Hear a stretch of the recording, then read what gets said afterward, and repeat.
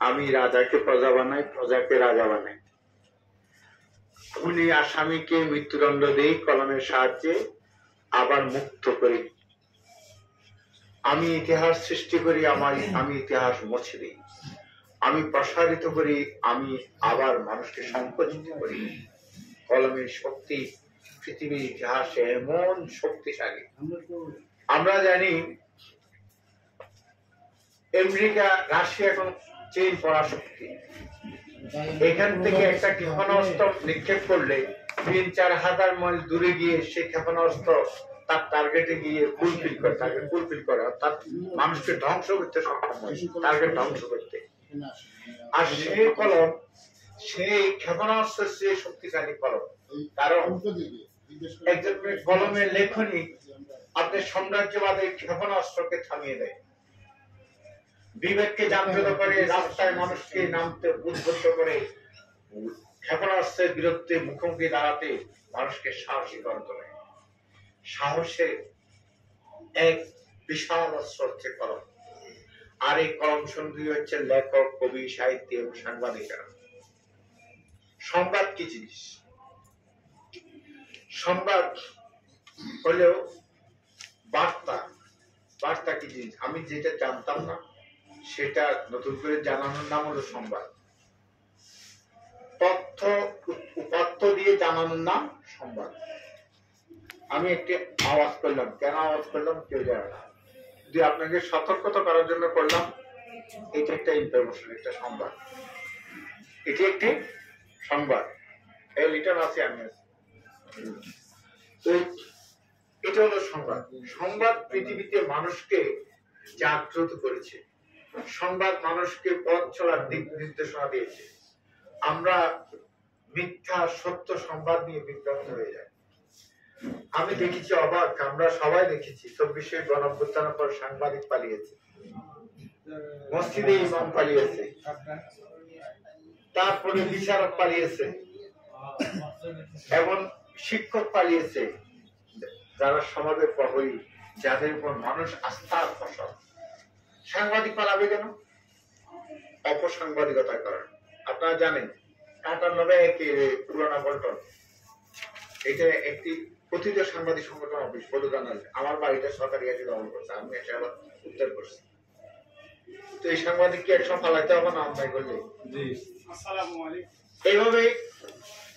এইভাবে আপনি দেখেন মসজিদে বাইতুল মুকাররম মসজিদের ইমাম পালাইছে কেন?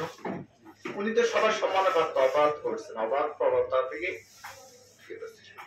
এভাবে জজ মানিক মিয়া পালাইছে, এমন ভাবে পালাইছে একজন আমাদের কবি, যিনি বর্ডারের বিজিবির একজন ন্যাস নায়ক। ও আমারে ফোন করি, প্রথম ধরি 2 মিনিট পরে বললো, ওস্তাদ একটা মাল ধরেছি। কি মাল ধরছ? ওই কালামানিক কে ধরছি। আমি আইসে কাম তো খারাপ করছো। ও আমার ভিডিও দিল, ধরি 1 মিনিটের মাথায়। ও আমাদের কবিতা মঞ্চের সদস্য এবং ভালো কবি। এখন ওই মানিক একজন বিচারপতি হাইকোর্টের লেস নায়ক, সে বিজিবির সদস্যকে বলে, স্যার আমাকে বাঁচান। কোথায় বিচারকের স্ট্যাটাস আর কোথায় একজন লেস নায়কের স্ট্যাটাস? অসহায়ত্ব সৃষ্টি অপরাধবোধের কারণে, অপরাধের কারণে।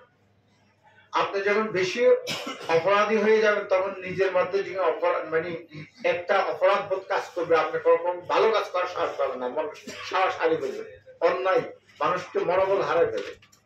আমাদের সাংবাদিকরা বিবেকের প্রহরী।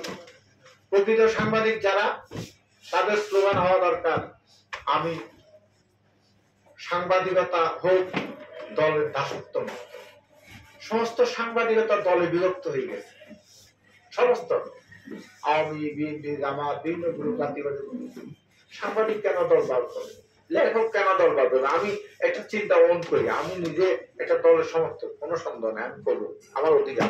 উনি করবে, উনি করবে, কিন্তু আমি যখন কলমে লিখতে থাকবো, সাদাকে সাদা বলবো, কালোকে কালো বলবো, তাহলে আমার মর্যাদার জায়গাটা ঠিক থাকবে, মর্যাদার জায়গাটা ঠিক থাকবে। এই জন্য আর যে কে আমি অনুরোধ জানাবো, প্রশিক্ষণের মাধ্যমে এমন একটি সাংবাদিকতা দলে দাসত্ব মুক্ত, দলবাদী, চাঁদাবাদী, অন্যায়, বিবেকের ধ্বংসন যেন সাংবাদিকতার মধ্যে না থাকে। আজকে আমাদের বিবেকবিদ কোথায় গেছে? 8 বছরের একটা শিশুকে দর্শন করছে মানুষ, হত্যা দর্শন করছে। 4 বছরের শিশুকে কোথায় বিবেকবোধ চলে গেছে? আমাদের নৈতিকতা কোথায় গেছে? আমাদের কমন সেন্স কোথায় চলে গেছে? এই জাতি, এই জন্য আমাদের শিক্ষা ব্যবস্থা দায়ী। আমাদের শিক্ষা ব্যবস্থার কারণে আমাদের ঘুষখোর তৈরি হচ্ছে, আমাদের শিক্ষা ব্যবস্থার কারণে আমাদের দর্শনকারী তৈরি হচ্ছে। সেদিন যদি এখন আওয়ামী লীগের বাইরে রাগ করবেন কেউ থাকলে, সেদিন যদি ঢাকা জাহাঙ্গীরনগর বিশ্ববিদ্যালয়ে দর্শনের সেঞ্চুরি উৎসব করেছে ছাত্রলীগ নেতা, সেটার যদি যথাযথ বিচার হতো, তাহলে কি এইভাবে মানে দর্শকরা, খারাপ প্রবৃত্তির মানুষরা এবং অপরাধ বোধে উৎসাহিত হতো? 12,000 দর্শন হয়েছে 16 বছরে, বিচার যদি হতো, এই অপরাধ প্রবণতা বাড়তো? কখনো বাড়তো? তো সুতরাং আমাদেরকে বিবেকের জায়গা থাকতে হবে। সবার আগে মানুষ সত্য, এটা মনে রাখতে হবে। সব সৃষ্টি মানুষের জন্য, দল পরে, তারপরে দেশ। আমার মানুষ, মানুষেরকে সবার আগে মর্যাদা দিতে হবে, মানুষের অধিকারের জন্য কাজ করতে হবে। কলম সৈনিক সাংবাদিক বন্ধুরা সেখানতেই করেন, প্রকৃত কলম সৈনিকেরা। কোন কলম সৈনিক টাকা দ্বারা বাইশ করতে পারবে না, সত্যকে গ্রহণ করবে না। কোন কলম সৈনিক কখনো দল দাস হবে না। দলের লোকেরা খুন করলো, দলের লোকেরা চালামালি করলো, আর সাংবাদিক এটাকে লুটিয়ে গেল। বিগত সরকারে আমরা আরো এর আগেও দেখেছি কত অসংখ্য মানুষের মৃত্যুদণ্ড, মৃত্যুকে বুমকে ছাপিয়ে গিয়েছে। সত্য কথা বলতে পারেন, একটা প্রাণ কি মানুষ দিতে পারে? মানুষের প্রাণ। একটা মানুষ, অসহায় মানুষেরকে পাশে দাঁড়ানো তো আমাদের বিবেকের দায়িত্ব। আমরা কি বিবেকহীন হয়ে গেলে আমাদের সাংবাদিকতার সার্থকতা আসবে? আমাদেরকে মানুষ সম্মান করবে? আমি দলের সমর্থন করতে পারি, কিন্তু যখন দেখবো যে সত্য মিথ্যার মতো আসে, আমি সত্য ভাবে থাকতে হবে। এটাই হোক সাংবাদিকতা। আজকে দলের ব্যানারে অপরাধ, পৃথিবীতে যত অপরাধ রোধ হয়েছে, পৃথিবীতে যত দুর্ঘটনা হয়েছে, যত অঘটন ঘটেছে, সব ব্যক্তি কারণে, সব ব্যক্তি কারণে। আর এই ব্যক্তি কারণে অপরাধ গুলো করার পরে সেই ইগুবাদীরা, ব্যক্তি স্বার্থবাদীরা সেটাকে কখনো সাংবাদিকতার হাতিয়ার ব্যবহার করে, কখনো রাজনৈতিক দল হাতিয়ার ব্যবহার করে, কখনো ধর্মের হাতিয়ারে ব্যবহার করে। আপনি দেখেন হিটলার বিশ্বকে অর্ধ পৃথিবীতে ধ্বংস করে দিচ্ছিল, প্রায় অর্ধ পৃথিবী ধ্বংস করে ধারণাতে নিয়ে গেছিল। কেন? ব্যক্তি কি ব্যক্তি হিটলারের